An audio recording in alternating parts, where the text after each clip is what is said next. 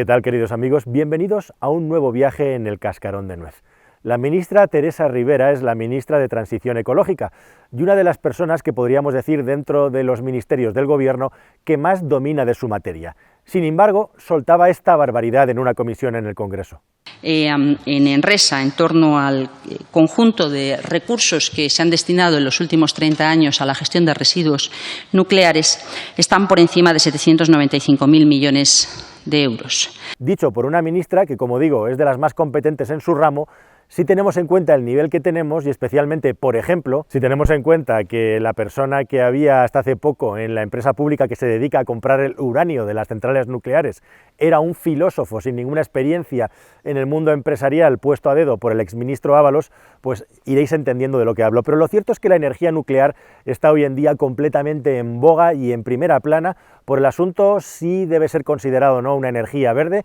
por el asunto de que cada vez hay más voces de que la usemos para pasar a la transición hacia la defosilización que no la descarbonización, porque si vamos a la descarbonización significaría que vamos a extinguir a la raza humana también y a toda la vida que hay a nuestro alrededor, y supongo que eso no es lo que nos interesa, o sí, pero bueno, ironías aparte, lo importante es que la energía nuclear está en boga. Tradicionalmente España ha sido un país dependiente de terceros, Inglaterra y Francia concretamente, a la hora de gestionar los residuos nucleares de alta intensidad, y este es un problema que se ha ido acumulando hasta llegar a una situación económicamente límite como la que te vamos a contar y denunciar en este vídeo. Los residuos nucleares se catalogan en de baja, media y alta intensidad. También hay de muy baja y muy alta intensidad, si somos un poco más precisos. Y justamente los de media y baja intensidad ya están bien almacenados en España y guardados, aunque mucha gente no lo sabe, en un almacén centralizado que hay en una localidad que se llama o paraje El Cabril, en Córdoba, en un edificio moderno que está perfectamente integrado en medio de una sierra que está completamente aislada de cualquier núcleo de población cercano. El problema sobre todo son los residuos de alta intensidad, que son básicamente los desechos del combustible que se extrae cuando se gasta y volvemos a cargar con combustible las centrales nucleares. Y España tiene una desgraciada historia con este asunto, desde que a principios de los años 80 hubiera un incendio en la central nuclear de Vandellós 1 que obligó a detenerla, desmantelarla y tener que sacar de ahí todos los desechos que se habían utilizado, más el combustible que quedaba. Ahí el Estado tuvo que poner nada menos que 250 millones de euros que acabamos pagando los contribuyentes de nuestro bolsillo a través del recibo de la luz para sacar el combustible nuclear de ese lugar y llevarlo hasta Francia, a donde sería almacenado e igualmente tratado. Y desde ese momento, desde los años 80, se comienza a plantear en España la necesidad de tener un almacén temporal centralizado donde tener todos esos residuos de alta intensidad que generan las centrales nucleares, residuos que van a ser peligrosos por cientos, por miles de años. La idea de crear un almacén donde poner todos estos residuos tiene varios motivos de ser. Lo primero de todo, el hecho de que en lugar de tener los residuos peligrosos esparcidos por las centrales nucleares, todos centralizados en un sitio, es una manera más segura de tenerlos y además permite trabajar con ellos si es posible en el futuro. En segundo lugar, este almacén temporal centralizado tendría que servir, como ocurrió accidentalmente con Vandellós 1, para que a medida que las centrales nucleares se vayan apagando y cerrando en los próximos años, el combustible restante y todos aquellos residuos que quedan de alta intensidad tienen que estar guardados en algún sitio, y ese sitio sería el ATC, el almacén temporal centralizado. Y por otro lado, a medida que pasan los años y las décadas, las piscinas donde se van acumulando los residuos que cada central nuclear genera, se van llenando y es necesario tomar una determinación, y muchos de los lugares donde se almacenan los residuos de alta intensidad en España están ya muy llenos. Así que solamente hay dos soluciones: o ampliar el espacio de almacenamiento de los residuos dentro de esas centrales nucleares o llevarlo a un almacén temporal centralizado. Y eso es exactamente y lo que finalmente se decidió hacer en este país, aunque entre medias, como no se ha acabado de generar ningún proyecto ni ningún plan concreto, se han tenido que hacer también ATIs, o lo que son lo mismo almacenes temporales individualizados, en los que en las propias centrales nucleares se ha ido expandiendo el terreno donde guardar los residuos. De hecho, por ejemplo, en la central nuclear de Trillo, en Extremadura, hay residuos al aire libre metidos en esos cilindros que estáis viendo en almacenamiento que se llama seco. Lo mejor para almacenar estos residuos que van a durar miles de años es tenerlos refrigerados constantemente y, si es posible, también ventilados. Así que de ahí surge la necesidad de crear un almacén temporal centralizado donde llevar todos esos residuos e igualmente también importar de nuevo, traer al país todos esos residuos que mandamos en su día a Francia y que a España le está costando una factura costosísima por mantenerlos allí. ¿Todo absolutamente el mundo estaba en contra? No. Algunos alcaldes de algunas poblaciones de la España vaciada vieron en el ATC una oportunidad para relanzar la maltrecha economía local. Y un 31 de diciembre del año 2011 era este pueblo, Villar de Cañas, el elegido para acoger por fin el almacén temporal centralizado de residuos nucleares. Y aquí, en este paraje, Los Pollos, Las Campanas y una serie de fincas más que suman 55 hectáreas, se comenzaban a hacer los estudios sobre el terreno para acoger el almacén temporal centralizado. Pero justamente no había empezado ni siquiera a construirse cuando ya hacía falta, cuando estaban pasando dos cosas. Por un lado, había caducado uno de los acuerdos que se estaban gestionando con Francia para seguir almacenando allí los residuos de la central nuclear de Vandellós 1 de los que os he hablado. Y por otro lado, la Junta de Castilla-La Mancha se ponía manos a la obra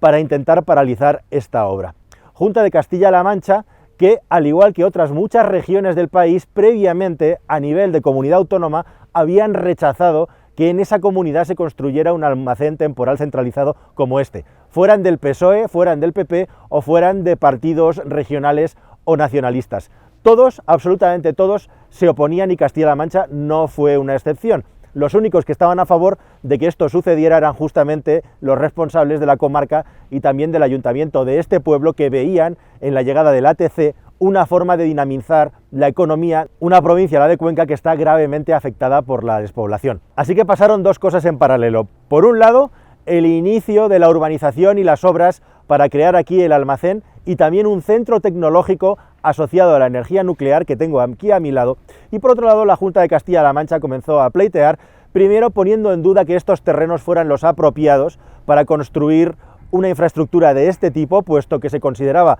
que aquí cerca pasan ríos y este puede ser un terreno que puede llegar a inundarse, y por otro lado posteriormente lo declaró, para protegerlo y blindarlo, una zona de interés ecológico por las aves que pasan por este lugar, aves que hasta el momento en el que se empezó a construir el ATC nadie nunca había oído hablar de ella. Ojalá, hija mía, pero si aquí no hay grullas ningunas. Están en un pueblo que se llama Lito, unas lagunas que hay ahí, pero vamos, el problema de las grullas no es un ATC, el problema de las grullas, los animales son los tendidos eléctricos, los insecticidas que están en las tierras, pero nunca el ATC, por Dios. Bastó que Cospedal pasara al gobierno y antepuso su interés como secretaria general del PP y nos comimos este marrón en Castilla-La Mancha, que por cierto no ha querido nadie en España. Villar de Cañas es un modestísimo pueblo a 8 kilómetros de la autovía A3 que une Madrid con Valencia, con un grave problema de despoblación y de oportunidades económicas. Con el ATC, su alcalde, saliendo ganador, vio una grandísima oportunidad de traer algo de economía